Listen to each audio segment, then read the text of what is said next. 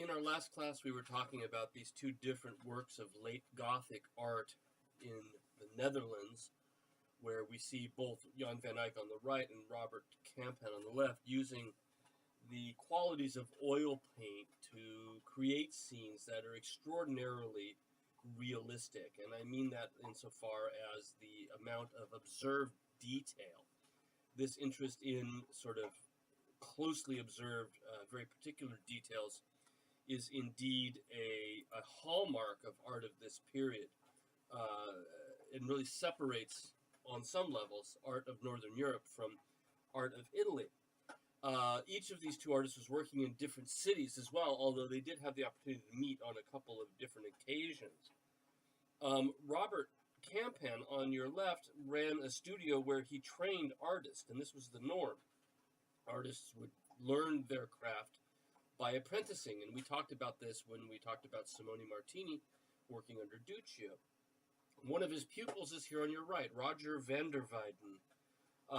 And the work on your right is a very, very tiny work. We'll see in just a second. But he was recorded apprenticing in Robert Campan's studio before becoming an independent artist. And once I show you this detail, you'll see indeed how very close the structure of the Virgin Mary's face is in both of these works. That sort of moon-shaped face with the long nose, the almond eyes glancing to her right. These things are shared by both artists, and this has led some connoisseurs to think that the Roger work, which is not signed, in fact, it was uncommon for artists to sign their works at this time. But some people have suggested that maybe his work is by Robert Campan and vice versa, because neither of them are signed. But the similarity of the two facial structures can certainly be tied to the fact that Roger van der Weyden studied in Robert Campan's studio. Now, the work on the right was one side of a panel that was painted on two sides, and it was eventually separated. We have half of it in the National Gallery, and the other half is in Madrid, Spain. This was initially half of a diptych, devotional folding panel, and a dealer at some point sawed the panel in half, front and back. And we know this because of crack patterns in the two that line up if they were front and back rather than side by side. This was made for private use, and that accounts for the size. It's extraordinarily tiny. In fact, the National Gallery sells a postcard of St. George and the Dragon, and the postcard's bigger than the picture. And as you can see here with my wife Karen taking a look at it for scale, just how small it is. And that's because it was made for private use. Even on this incredibly small scale, we have the same interest in details that we've seen with every work of art produced here in Northern Europe, particularly in the Netherlands. Everything is sort of microscopically detailed. So behind the maiden, St. George is rescuing her from this dragon, and behind her head we can see a tiny little city with flags flown from the windows of an inn in the lower left corner of our detail. Figures on the bridge crossing, a little cityscape with churches and city towers and a castle on the hill, and tons of people to be seen everywhere. But keep in mind that each of those little figures is nothing more than a few dots of paint, and Roger van der Weyden has gone to the trouble to not only depict them, but to depict their reflections in the water as well. Really is extraordinarily detailed, and everywhere we look, it's full of vibrancy. This was again to engage the viewer. The owner of this little diptych would have looked at all of these extraordinary details and would have kept him focused and his sort of mind alert and his focus drawn onto St. George. I love the little detail in the back on the right where you can see a figure crossing a bridge. And as he crosses the bridge at the crossroads, there is indeed a crucifix there. That kind of detail shown everywhere in Roger's work, even the boats sailing off into the deep distance. And a second city deep behind the lance of St. George. Now, Roger van der Weyden had a job. Remember that Jan van Eyck had been court painter to Duke Philip the Good, the Duke of Burgundy. Well, Roger's lifetime job was as city painter in the city of Brussels. This was after he left Robert Campan's studio around 1435 or so. He became the city painter in the city of Brussels. And this brought him into contact with a number of official groups of people because he was working for the government. He was working for City Hall, for the mayor of Brussels as the official painter. And one of the groups that he seems to have come into contact with was the Guild of Archers, the group of archers who was sworn to protect Brussels. Most cities had multiple groups of military men. They weren't lifers like in the United States military. They were people who had day jobs and then were called up to serve when needed to protect the city. And the Archers Guild of Brussels was actually dedicated to St. George. And so we think that the little panel in the National Gallery was made for one of the archers of Brussels, one of the members of this archery guild of Brussels for the private use, because that's the sort of person who would be interested in having a panel with St. George and the Dragon. There's no definitive proof, however, because it could have been just somebody named George, or even just someone maybe born on the feast day of St. George, or just someone who had some sort of interest in St. George. There really is no way to say for sure exactly for whom this was done. But because Roger was the city painter, that would have brought him into close contact with the archers of Brussels. And that makes a logical sort of guess on this. It's supported by the fact that one of his most famous works was done for the Crossbowmen's Guild in the city just nearby in Leuven. And all of the military guilds in Leuven were under the direction of the military guilds in Brussels. And so this begins to sort of suggest to us that Roger had a lot of these official contacts because of his role as the city painter of Brussels. So crossbowman, a crossbow is not the same as a bow and arrow. It's a more mechanical device that can shoot significantly further. There's a couple ways that we know this was done for the crossbowmen of Leuven. It was in their collection still in the 18th century when it was sold to the King of Spain. It's in Spain today. But if we look more closely at the painted tracery, that's what we call this carved stone in the corners, tracery. The painted architectural details in this box. You'll notice that there is hanging from that architectural detail a little crossbow, which you can see just right here. So this identifies it as a work for the Crossbowmen's Guild of Leuven, who owned it then later. In addition to this, their patron saint, the Crossbowmen's Guild patron saint, was the Virgin of Sorrows. Now, the Virgin Mary can be anyone's patron saint, but in particular, the Crossbowmen of Leuven were dedicated to the idea of the sorrowful Virgin, the sad Virgin Mary. And you'll notice that our painting focuses on her suffering.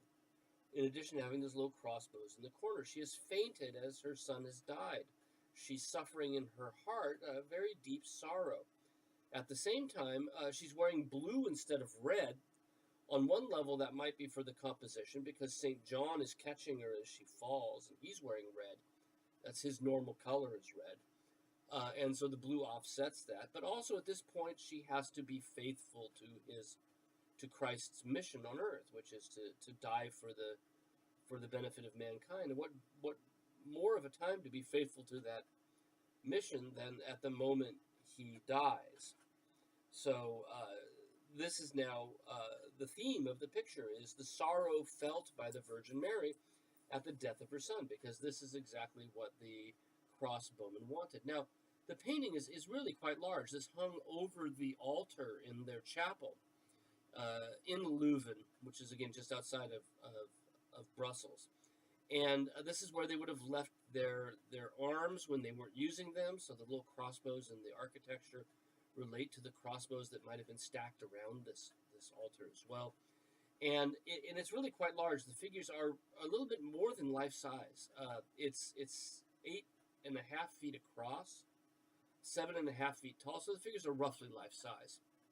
And in order to focus on the sorrow of the Virgin, Roger Vandervine's done something rather spectacular. He's removed the real outdoor setting from the picture, and it still looks like a realistic setting of sorts, but it looks more like a stage, like a box, as if the figures were posed inside of this little room rather than outside on the Mount of Calvary. It's the moment after the crucifixion when Christ is being lowered from the cross to be taken by his followers and eventually to be buried before, according to Christian theology, he rises on the third day and ascends into heaven. At this point, none of his followers know that, and they are all expressing their grief around both the dead body of Christ and the fainted body of his mother. I've got some wonderful details. Again, this northern interest, this Netherlandish interest in details. Everyone is weeping in one way or another, and there's an entire range of emotions to be seen here. There are three other Marys that accompany the Virgin Mary. Here's one of them, and we can see that pin in the starched headdress with this little pearl head being picked out really well. But more important than that are the tears that stream down her cheeks and off the end of her nose and on the sides of her lip. How her chin is bunched up as she's actively sobbing. The red around the sides of her eyes. Everyone is sad, everyone is crying, and everybody's eyes are red as if they've been rubbing them from the tears that they've shed. Here's St. John with the tears coming from his eyes, and again, flowing down the sides of his cheek. He's not quite as sad as the woman named Mary behind him, but sad nonetheless. I can never remember which one's which, Nicodemus or Joseph of Arimathea, but this is certainly one of them. I think this is Joseph of Arimathea. He owned the grave that Christ would be buried in, and he too is sad. And we even have that stubble on his chin and the interest in the veins in his forehead. But each of these figures presenting for us a very different sort of approach to sorrow, different levels of sorrow, different ways of experiencing the sadness brought on by their Savior. At the same time, this extraordinary interest in detail, the fur of his robe, for example, with this two little eyelets for closing it on either side of his blue vest and spreading the fur of his robe around. At the foot of Christ is Mary Magdalene, and she wears a belt, as you can see, that says Jesus and Mary, Jesus Maria, and that's him and her. She's imagining herself being with him. She was, according to Christian legend, originally a prostitute and was converted by Christ.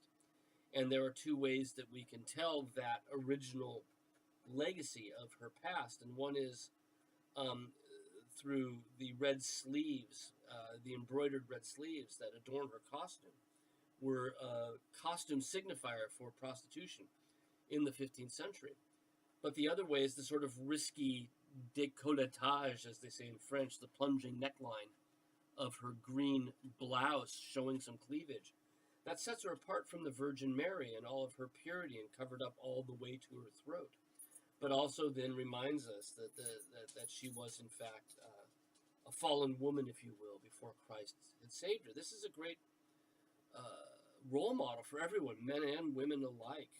Look at the Virgin Mary. If she can, in fact, be a follower of Christ, then it doesn't matter what I've done. It's certainly not as bad as what she's done, and I too have that same opportunity.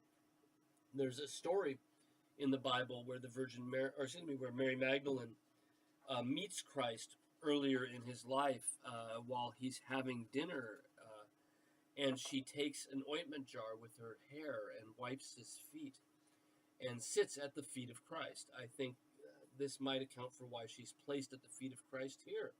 And as she looks down at the feet that she once wiped with her hair, and you'll notice the man behind her is still carrying that ointment jar. She's certainly, I think we're meant to understand that she remembers what had happened before, how she had in fact wiped his feet with her hair as a form of worship, and now she wrings her hands in sorrow as she looks down at the bloody, lifeless feet of Christ. But of course, the whole focus of the piece is the Virgin Mary, who has fainted as Christ has died. And this is a theme that I think Roger van der Weyden is quite working with. The idea that Christ's physical death leads to the Virgin's unconsciousness, that there's a parallel between the pain he feels in his body and the pain she feels in her heart.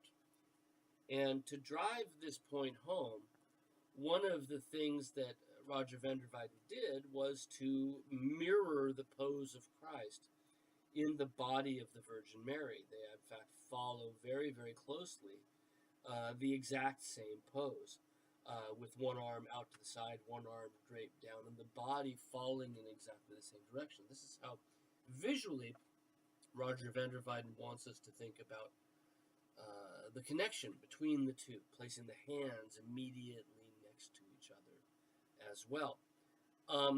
An interesting thing, too, that's more recently been pointed out is that as the two of them fall into position, they end up looking like crossbows as well, as if the crossbowman's guild and the symbol of the implement that brought them together, that made them famous, was reflected in the bodies of Christ and the Virgin Mary as well. And I think that's kind of fascinating, probably not just by chance. Well, Roger van der Weyden's image became extraordinarily popular. There's more than 250 different copies of this altarpiece that have survived to us today. Who knows how many more?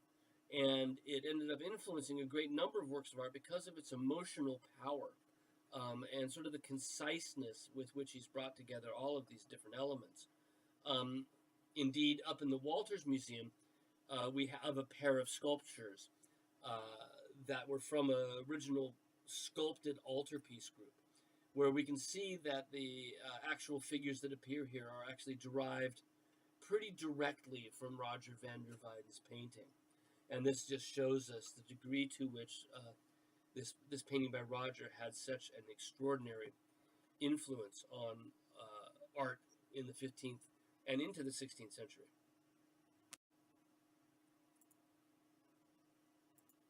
In the next part of the recording, I want to shift our focus back to Italy, and I just want to sort of recap where we were. We were talking about how the International Gothic style, which was born in Siena, had spread through France and then through most of Northern Europe through intermarriages, and how as we moved later in the 15th century with Jan van Eyck, we saw the International Gothic style begin to sort of morph into something more extraordinarily realistic, much more detailed. And this is definitely the period we call the Renaissance, but there really was nothing being reborn when it comes to the art of the Netherlands in the 15th century. So we tend not to refer to this as Renaissance art. We want to reserve that term for periods when some connection is being drawn back to ancient Rome. And this just doesn't exist for Northern Europe. At the same time, as we're looking at Italy, around the same time as Jan van Eyck, we find that the International Gothic style continued there too. Just as it had departed Italy, going to France and then elsewhere, it also stayed behind in Italy. And here we are with Gentile da Fabriano. We're back in Florence, where Giotto had painted roughly 100 years earlier. Here's our Giotto from before. And Giotto's legacy was particularly strong in art produced in Florence, especially in the early part of the 15th century.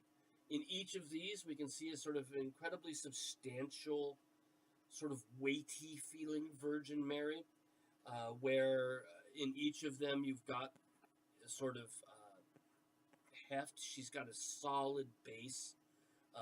spreads from the head to the base that gives her sort of an anchor set. Even though the paint in each of these has discolored a bit through time, you can see quite clearly that underneath that drapery is the solid body of the Virgin Mary. Each of our baby Jesus figures is sort of stocky and muscular as well, perhaps even more so in Giotto. But each of them still has male pattern baldness and a sense of solidity, a sense of muscularity. And this is somewhat typical for Italian art, and particularly for Florence, where Giotto's legacy was indeed so strong. We have Gentile Fabriano in the National Gallery. We're going to focus a bit more on one that's in Florence still, an altarpiece that was commissioned by a man named Paolo Strozzi, and thus it's referred to as the Strozzi altarpiece. He was the wealthiest man in Florence around 1420, and he commissioned the work on your right from the same artist that we see on your left in the National Gallery. The subject matter of the picture is the Magi, the three wise men, the three kings, coming to worship Christ after his birth. So we see the entourage of the Magi coming in from your right. The Magi are just off-center, with one of them pretty much straight on center with those great red stockings, and kneeling down to worship Christ, who reaches out to greet them on the lap of his mother, the Virgin Mary, with Joseph directly behind. I've got a detail coming up, but you can see behind the Virgin Mary, there are those two midwives that we had also seen in Duccio's image of the Nativity. Those women that don't appear in the Bible, but appear in a number of religious tracts from the 12th, 13th, 14th, 15th centuries that relate sort of their story as well. As a very wealthy man, Paolo Strozzi would have been quite dazzled by all of the opulent detail. This would have very much appealed to him. A lot of the International Gothic style did focus on sort of bright and luminous and extraordinarily expensive looking fabrics. We saw this with certainly with Simone Martini, but also to a certain degree with Duccio. And here the three Magi are just splendid in the fabrics that they wear, sort of extraordinarily beautiful fabrics. I love the detail of the page, the horseman, who stooped down to take the spurs off of the youngest Magus as he's preparing to worship Christ. They're bringing their gifts. The midwives are helping to receive them. And you'll notice as we look at the three Magi that, in fact, two things. One is that they're almost as if they are three poses or three stages of exactly the same pose. Fully standing, beginning to kneel, and then down on his hands and knees. And you'll also notice as you look at the three of them that they are three different ages. A very young boy with strawberry blonde hair, a sort of adult man in the center starting to kneel, and the older gent kissing the foot of Christ. This idea of showing three different ages was a way of using the Magi as a metaphor for all of mankind. It's the three ages of man represented here. And that's Paolo Strozzi, we think, in the background wearing a red turban, very much like the stylish one that Jan van Eyck was wearing in the reflection of the Arnolfini marriage portrait. And this man looking directly out at us, we're pretty sure is Paolo Strozzi, although, again, there's no way to prove that 100%. I wanted to compare it back to Duccio. This is a panel from the Maestà altarpiece near our nativity scene that shows the exact same scene, the adoration of the Magi. And I wanted to sort of look at what were some of the similarities. So we still have the Virgin Mary with Christ on her lap. We have three Magi. The Bible doesn't tell us how many. The eldest of them is down on his hands and knees, and you'll notice in each of them he kisses the foot of Christ, and in each Christ reaches out to bless him. I think this is an interesting detail because he's taking the body of Christ to his mouth. Now, he's not eating him or anything, that would be gross. But the idea of taking the body of Christ to your mouth is an important one in an altarpiece. in an image that would have decorated um, the place where the priest performs the communion mass, where you, the worshiper, receive the consecrated host, the body of Christ, and you take it to your mouth. Both Duccio and Gentili are playing with that same idea by having the magus, the eldest magus, kiss the foot of Christ. That reminds us that we too are taking the body of Christ to our mouth. Both of them include within the entourage animals, horses, camels, and you'll notice, I think, if we look at them, that the Duccio's horses seem to be a little angry at each other, and the two pages are having a bit of trouble holding them back as they give each other the stink eye, raising their foots and stomping. And that's a detail that Gentili da Fabriano picks up on as well. That seems to be a fairly common detail in images of the adoration of the Magi. Here's a close-up, right? There's the enraged horses in Gentili's work here in the corner, where you can see that they are, in fact, snarling at each other and stomping at each other at the bit.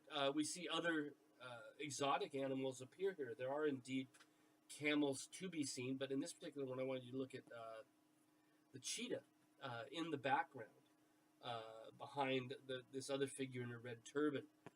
The idea of including these exotic animals was to show that the three magi had come from very far away on their travels. You'll also notice two birds fighting in the sky and a man directly beneath them looking up at the two birds who fight. This plus the angry horses, I think, are met as metaphors for the discord, the disharmony in the world that Jesus came to cure. He's the Prince of Peace, after all. But these wonderful details, there's a little boy down here trying to keep the horses back, another cheetah tucked in between the different figures. Right? Very nicely done. Even though it's very detailed, the overall effect is really quite different from the kind of details we saw in Northern Europe. It's not quite as microscopic looking, and a lot of that has to do with the medium the artist is using. Gentili da Fabriano is still painting in egg tempera paint, not in oil paints, and so the surface of this doesn't have that same sort of glittering, see-through quality. The light doesn't seem to gleam nearly as much as what we saw in Van Eyck at roughly the same time. But at the same time, there is a wealth of detail. Monkeys, for example. There's our camel looking as if he's laughing or something. Another bird of prey swooping in and somebody watching him as well. Here's a nice detail of the Holy Family. Jesus blessing the lead magus, Joseph behind. Much more active than we're used to seeing him. And there's our two midwives who are checking out the gifts that the Magi have brought as they look at them one by one. In the background behind this, we have a continuous narrative. We see three more scenes of the Magi who reappear in the front. So the three Magi appear 4 different times. Here in the back left, we see the Magi on a hill, and they're looking into the sky, and they're seeing the star, which is going to lead them to Christ. Now, the star reappears, as you can see in the main panel, just there, as it's finally done its job of leading them to worship Christ. But it's also outlined against the gold background, the gold sky that we see. And as they see this, they will then depart on their journey. The rest of their entourage is at the bottom of the hill. There are boats waiting in the harbor. And as we look from where they're standing and we realize that the path leads outside a gate, we come to this interesting detail here, where outside of the gate that protects the three Magi, we see crime being committed. A man is being mugged. He's being attacked by 2 ruffians, 2 highwaymen on the street. Are indeed attacking him. In the center panel, we see the Magi again here in the center, riding their horses, moving through the landscape. Again, we can see some of the details that reappear in the foreground. There's our 2 cheetahs on the back of the horses. Right? Look more closely, we can find camels, and we can still find this idea that our 3 horses, or many of the horses, aren't really getting along all that well. Other wonderful details added into this. There's a deer scampering off into the darkness on the right as they move their way forward from city to city. On the far right, we see them then moving into yet a different city before they finally make their way down to the foreground. So this is still a sort of the remnant of the kind of realism that began with Duccio and Giotto in the International Gothic style. And even though it seems to parallel the kind of realism we saw in Van Eyck, it's not really the same as that. It's more of an old school kind of realism that extends the story through continuous narrative, and again, painted in tempera paint. As we look at Italian painting of the 15th century, one of the things that we see is its break away from the International Gothic style is in a different manner than what we saw up north. In other words, they use different stylistic effects to sort of break free from the old traditional style in the 15th century. And to give you a sense of what that is, let's look at one of the more famous early Renaissance works. It's a fresco in a chapel in Florence called The Tribute Money by one of the most famous of the early Renaissance artists, Masaccio. And this work will begin to show us how we're leaving the International Gothic, represented by Gentile da Fabriano, how we're leaving that behind as we move into the 15th century. Right? This is exactly the same time as Van Eyck and Robert Campan and Roger van der Weyden up north. But instead of moving toward hyper-realistic detail, a sense of light passing through objects, a sort of jewelry kind of sense, which we saw with works of art from the Netherlands, instead of all of that, we see something else. And it's best sort of identified as two different things. One is that there is a rational and unified space. And I think we see this already. International Gothic works tended to tip up the ground plane so we could see back into the deep distance. So it's almost as if the figures in Gentile's works are on church risers as they move back. And the horizon line is 7/8 or 9/10 of the way toward the top. Masaccio's Tribute Money goes back into space rather than up into space. It seems a logical extension of the space that we live in, a sort of rational extension of space. That's one thing that we're going to see a lot of in Italian Renaissance art. And the second thing that we're going to see is an interest in idealized, which is to say perfected, human proportions. And both of these things rely on logic. Both of these things rely on mental abilities rather than simply observing closely.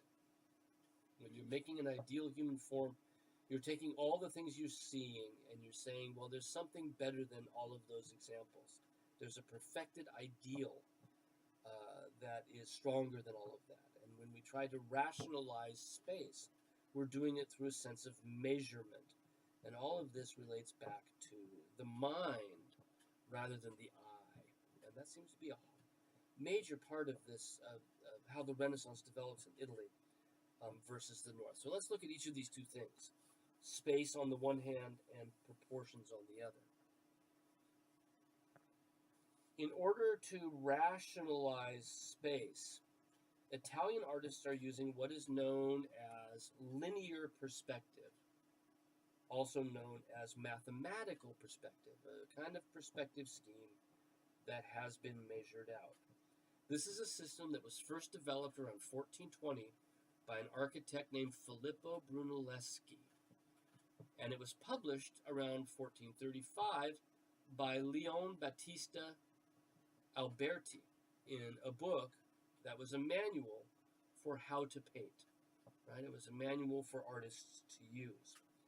And this idea of perspective, this is from now Alberti's book, which takes Brunelleschi's scheme. How do you make a rational, unified interior space? And what Brunelleschi said is that you choose a horizon line that is the height of the tallest figure in the picture. You sketch that across the underdrawing before you finish the painting. You then choose a vanishing point. This is point C in my little diagram here. And all parallel lines will recede to that same vanishing point. Off to the left, you can figure out how to get space to get closer together the further back you get. Right, were to move back into space, he would be as tall as each of those cross lines the further back into space he moved. It's a rational, unified, coherent, mathematically designed kind of space that he's created. So, right, we have the vanishing point there at the sea. And once you have this system set up, you can draw pretty much any three-dimensional object, especially geometric objects, because any of them placed within this would now have sides that recede to that vanishing point. And it's a great thing to learn for anyone that wants to sketch three-dimensional objects in space, is Brunelleschi's linear perspective scheme that became the norm for Italian art after around 1420. Right? So let's go back now to the tribute money. What he's done, Masaccio, who knew Brunelleschi, and this is before Alberti even published the manual, is he's chosen a horizon line. So I'm going to try and draw with my finger. That's roughly the height of the tallest figures. And you have to forgive my bad finger point touchscreen drawing. And we can see out the right that there's a building. If the building were built properly, and it is because it's painted, all of the facade of the building, every face of the front of the building, would have lines that recede to the exact same point because they are parallel. So whether we're talking about this section here or the front of it there, all of those areas would recede to the same line. So let's take a look and see if he's done it. We'll map it out. And lo and behold, what we see is that all of those lines are indeed receding to a vanishing point, a single vanishing point. And since the artist can choose the vanishing point to go anywhere, what we find with early Renaissance artists is they usually choose a vanishing point that makes some sense. And in this case, the vanishing point is Christ. So that what happens is that your eye, more or less, is drawn directly to Jesus in the middle of the composition. The vanishing point does that psychologically as we look at the picture. And perspective governs everything. The further figures go back into space, they get smaller and smaller by this perspective scheme. And in a huge innovation, even the halos that are worn by the different figures are in fact drawn in perspective. Now you might think to yourself, well, Van Eyck seemed to have a pretty strong sense of space, and he does seem to have some sense of a vanishing point, but it's not consistent throughout the entire composition.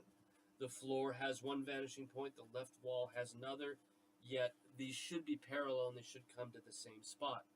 He's not really using this Italian rational perspective. It's much more of a visual effect that he's trying to achieve. So this is one way in which the Northern art differs from Italian during this time, as they're both breaking away from the international Gothic style. The second thing is the human form. This is best illustrated for us by picking out these two different figures in red. And you'll notice with the two different figures that our artist has almost shown us the exact same pose, but from two different points of view, as if we see him from the front and from the back, with all of the weight on one leg and the other leg lifted up ever so slightly. One arm down to the side, the other one bent at the elbow, although resting on the stick on the far right, with gesturing out on the left. This counterbalanced pose that we see in each of these figures comes from the Renaissance. It comes from studying ancient Roman statues, which themselves had studied ancient Greek statues. So here is Caesar Augustus from around the 1st century AD, and a very well-known Greek statue from the 5th century BC, each of which have this same pose that we see Masaccio using, with the weight locked on one leg, with the second leg relaxed, one arm more relaxed than the other, which is flexed and bent. And certainly picking up on these ideas throughout the sculpture and now in our painting. The Italians called this pose, which is counterbalanced, they called it contrapposto, counterpoised, contrapposto pose. And Masaccio is using it because he too, like Giotto before him, has been looking back at ancient Roman art. And it presents to us a sort of second stage of the Renaissance. The first, with Giotto, all he's interested in really is realism, three-dimensional realism. But here with Masaccio, he's starting to pick up body types, this sense of proportion and balance, that idealized human form is coming for him out of a study of ancient Roman art. It also brings up another very interesting issue by the fact that we can see him from two sides. And that is the fact that artists in the Renaissance had a rivalry. The painters, on the one hand, said that painting was a more important kind of art because the painter can do landscape, can do setting, can do narrative. Sculptors said, no, sculpture is the better art. And the reason for this is we can depict figures in 3 dimensions, and you can only do them flat and in 2 dimensions. And it looks almost as if what Masaccio is doing is he's giving us the same figure seen from two sides, as if he's sort of rebutting that idea and saying, oh, you may think that you're better, but I can do figures from both sides as well. I can do figures in 3 dimensions as well. And we called this rivalry in the Renaissance the paragone, the rivalry between painters and sculptors. And I think we're seeing it here already with Masaccio's work. Now, what's going on in this painting? This study of the ideal body and space, rational space, focuses us on the human elements of the story. It's a miracle coming out of Matthew 17. It's a miracle, but Masaccio tells it in very human terms. So Matthew 17 tells us about how Christ and his apostles were on the shores of the Sea of Galilee, which is what we see in the background on the left. And they're approached by a tax collector who wants them to give their annual taxes. And, of course, they've got no money because they've been poor for years by this point. And so the tax collector is coming to ask for money. So he's got his hand out and he's gesturing toward Christ. Please give us the cash, right? Give us your taxes. And the story goes that St. Peter says, we don't owe them any taxes because we follow you. We don't follow their leader. You are our leader. And Christ, like often, sort of has to shut him up because Peter's mouthing off, right? So there's Christ and Peter. Peter in orange and blue is stepping toward Christ, and he's saying, we shouldn't pay this, and we can see the gesture. And Christ's response to Peter is, go over to the Sea of Galilee, kneel down by the shore, and you'll find a fish. And so this is now told in human terms, right? The tax collector, who we can still see in the detail, gestures to Christ. Christ gestures to Peter, go over to the Sea of Galilee. And Peter goes, you mean over there? To the Sea of Galilee? Yes, that's what I mean. That's where you're headed. Okay, that's where we're headed. In the background, for all the humanism of the scene, we see now St. Peter a second time. It's a very complicated pose, kneeling down like that. And Peter, not as awkward, or a little bit more awkwardly handled by Masaccio, but I want to forgive him because that's a tough pose to get. And you can see him going and getting the fish. And as the story goes, the miracle is that he opens the mouth of the fish and he finds a coin. And he brings that coin back to Christ. And Christ says, whose picture is on the coin? And Peter says, it's Caesar. And then Christ says, well then, render unto Caesar that which belongs to Caesar. So here's the miracle. Here's where he's been instructed to go to the Sea of Galilee and find a fish. And inside the fish, you'll find a coin. And that's exactly what's happening here. But Masaccio's put it in the background. The main theme is the human interaction in the foreground. And then finally, as we follow the story through, it's told now a third time. Off to the right, we see St. Peter now giving that coin over to the tax collector. So within this image, right, Peter appears 3 different times. The tax collector appears twice, Christ only once, right in the center. And that is in order to tell this sort of elaborate story from Matthew 17, but all set into a single rational, coherent space and using contrapposto pose with these idealized figures. Now, this is a fresco again. This is painted into wet plaster, and it's on the walls of a family chapel in the city of Florence. The wealthiest families would each support monetarily a chapel and an altar where prayers would be said on their own behalf.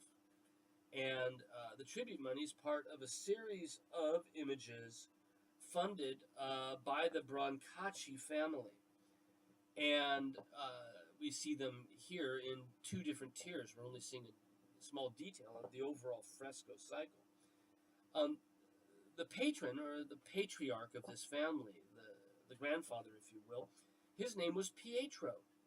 And this certainly accounts for the fact that the entire sequence of images focuses on the life of St. Peter.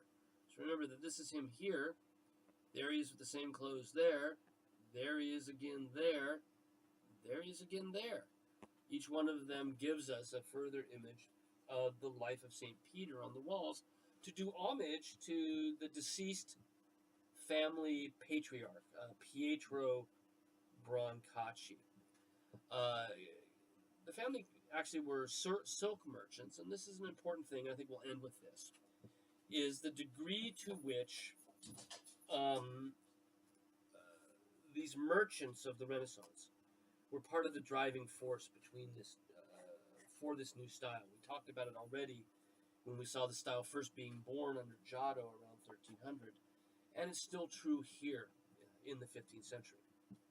So in class on Thursday, we'll pick up here and we'll look at sort of how this new realistic, 3-dimensional, idealized human proportions plays out in Italian art, particularly Italian painting of the 15th century.